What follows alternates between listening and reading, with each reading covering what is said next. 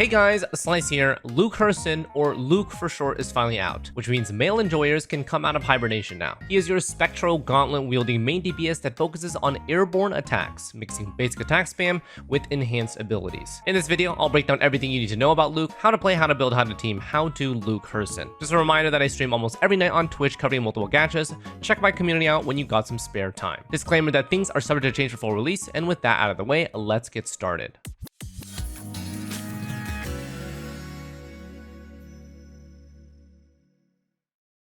So, those of you who have been thirsty for a dedicated male main DPS, Luuk's got you covered. Let's break down combat and rotations. So, Luuk is our first character that synergizes with Toon Strain. This is one of those modes that Lynae had when she first released, but didn't see that much use since Rupture was a lot easier to synergize with flat damage. Now that Luuk is here, we'll be able to use Toon Strain to maximize his on-field damage as a hyper carry. While his current core teammates aren't optimal for his kit, Lynae is still one of his strongest due to her Toon Strain synergy and also for her Toon Break boost, which isn't talked about that much. Let's run through a rotation so you get the feel. He has pretty light Forte description and an even easier playstyle, so this should be a nice break from those complicated characters. Now here's a with intro setup. So we're leading with intro, then we already have max Forte bar, we basic spam until our enhanced skill comes up, then we enhance basic right afterwards, then we basic spam again until the next enhanced skill plus enhanced basic.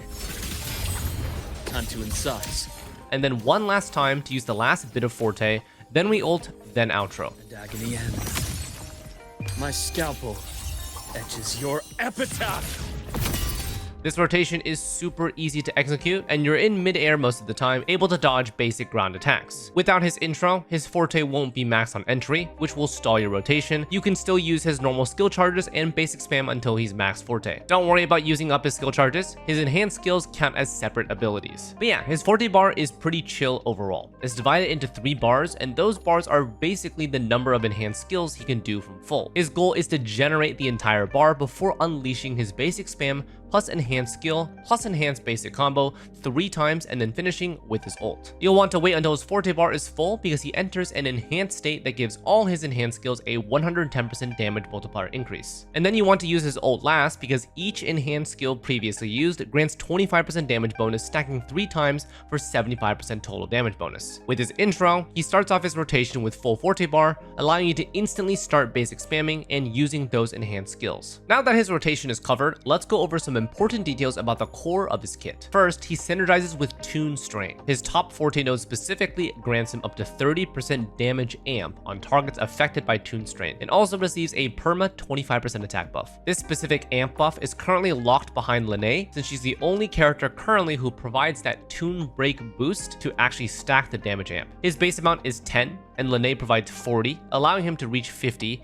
which brings this buff to 25%. And then with regards to Toon Strain, his intro and basically all versions of his skill apply Toon Strain shifting. His middle Forte node grants him the usual transfer of max Toon Strain stacks when you kill stuff, and allows him to cap out the extra damage bonus he gains from Toon Break. Second thing is his full Forte bar. So he can hold up to 300 points. You get 100 points for using intro skill. And he has a special buff right here called Golden Rule. This is available once every 24 seconds, and this grants him 200 points or 2/3 of his Forte bar when any one of his teammates casts outro skill and switch into him. So this combined with intro gets you the full bar. And then finally, since his gameplay is 100% airborne, he has built-in recoveries for interruption. He's got 2 things in his Forte circuit called Dawnlit Keep and Radiant Reeve. Once per rotation at S0, Dawnlit will reduce his damage taken by 60% and gains immunity to interruption right after for 1 second. Radiant Reeve gives 3 mid-air dodges that prevent him from getting completely knocked down. So combining these together, when you get hit by a big attack, you'll use your Dawnlit Keep, and then while you're immune to interruption, you can dodge, and then he stays airborne. So that's the idea behind these 2. These should give you enough breathing room to fully finish his rotation while also dealing with enemy attacks. And finally, his outro is just damage. It seems that he's fully intended to be a hyper carry with no extra synergy to connecting with other rotational DPS. So that basically covers his entire kit.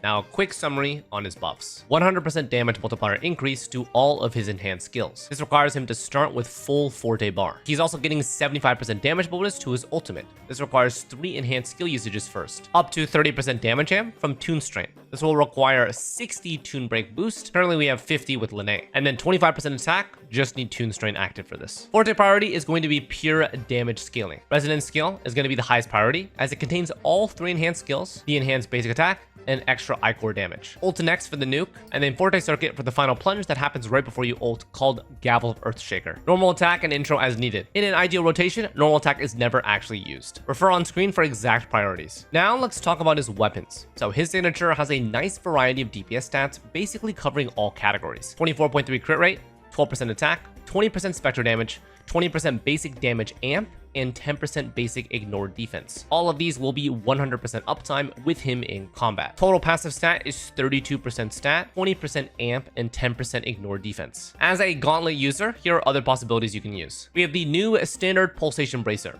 This is an excellent option if you can pick it up. It has the same 24.3 crit rate at max level, 12% attack, and 6% basic attack damage bonus, stacking up to 24%. We also have Zani's signature, Blazing Justice, which is not bad, providing 48.6 crit damage, 12% attack, and 8% ignore defense. He does not deal with Spectral Frazzle, so we won't get any benefits out of this. And then we have Abyss Surges. This one's also not that bad, providing 36.4 attack, 12.8% regen, and basic attack damage bonus for 8 seconds. The uptime on this is enough that the basic attack damage bonus should be 100% uptime. The unfortunate part of this weapon, though, it has no crit rate or crit damage bonus, so his crit ratio is going to be pretty screwed when using this. Now, besides these alternatives, I really wouldn't recommend anything else, including the BP options, so basically just these 5 stars. If you aren't planning on investing in Luuk, but don't want to break the bank, I would definitely recommend the new standard pulsation bracer. The stats are as close as they get to not being a signature weapon, which makes it the best non-sig option available. The stats you lose out on in comparison are going to be the 20% basic amp and 10% ignore defense. Now onto echoes. So one of our 3.0 echo sets comes back as Luuk's best set, the 5-piece revelation. Total set bonus comes out to 80% stat with no crit value, split equally between spectral damage and basic damage. Main echo will be the 3-cost nebulous cannon for 12% spectro and basic damage bonus. Total stat from everything comes out to 104% stat, split 52-52 spectral basic. If you don't have a set for this yet, in the meantime you can run a temporary 5-piece celestial light for 40% stat. For our main stats, pretty straightforward. Crit 4 cost, usually crit rate, spectral attack 3 cost, and then attack. Because he does not have extra crit rate from Echo Set, his crit rate will be pretty low by default, so I generally recommend crit rate to start. Of course, play by your stat line and your weapon choice, and switch to crit damage 4 cost if you can maintain 80% plus crit rate, ideally 90% plus in combat. I've chosen to run crit rate main stat to reach 90% plus because using Shorekeeper as a sustained teammate is not always a guarantee here. For the 3 costs, mix and match attack or spectro as you please. His total stat distribution seems to be pretty balanced between attack and spectro, leaning more damage bonus, but he gets attack from other sources. So I recommend an optimizer if you're min-maxing DPS. The media server fixed echoes are running double spectro, so that's what my damage will be based off of. Quick stat check for Luuk. So with fixed crit echo stats and a manual 4-cost crit rate that you saw earlier that I farmed for him, this is what we have. 2.5k attack, 92.6 crit rate, 220 crit damage, and 137 ER. If you decide to run crit damage 4 cost, expect his crit damage here to jump up to 250%, but his crit rate to drop below 80%. Hyper optimized builds with super high crit substats can possibly achieve 85-260. When it comes to substat priority, go crit rate, then crit damage, then attack, then basic damage. Next up, a sequence load breakdown before some showcases. Feel free to skip forward if you just want to see him in action. S1, Luuk gains 150% mid-air damage bonus. Personally, I'm unsure if this affects literally everything in his kit, because technically he's mid-air 100% of the time, or just the Forte abilities that are literally called mid-air attack. If it affects everything, it's extremely strong, which is why I think it's only specific attacks. Regardless, needs testing. One of you in the comments who has seen S1 can let me know what it actually buffs. He also gains 1 extra Dawnlet stack for extra survivability. S2, ult gains 1.6x final damage bonus, and his Tune Strain bonus amp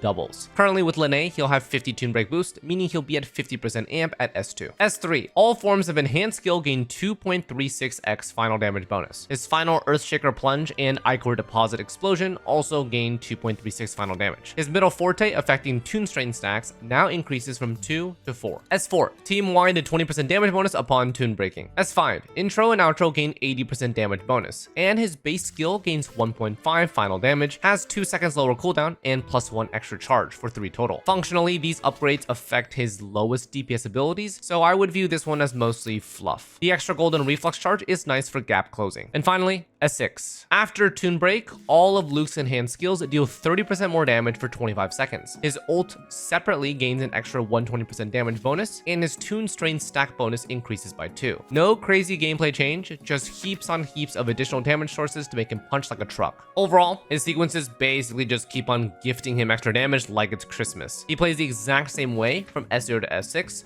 so it's all about how much extra damage he's dealing. Okay, now for teams and showcases. So unfortunately, Luke's team situations are not ideal at the moment. He's still got good options, but they're not perfect, with different benefits split across different characters. For example, Lynae is ideal for Toon Strain synergy, but her outro provides ult amp, which is valuable for Amy, but not for Luke, who prefers basic amp. And in the in-game trial, the game provides us with Shorekeeper and Sanhua as teammates who provide crit buffs in basic amp, instead of Mornye, who provides off-toon build-up rate for more toon breaks. These 4 teammates are basically what you mix and match with the respective pros and cons. We have Lynae versus Sanhua. Lynae is ideal for Toon Strain synergy, but lacks the basic attack amp. Sanhua is F2P friendly, plus has basic attack amp, but lacks the Toon Strain.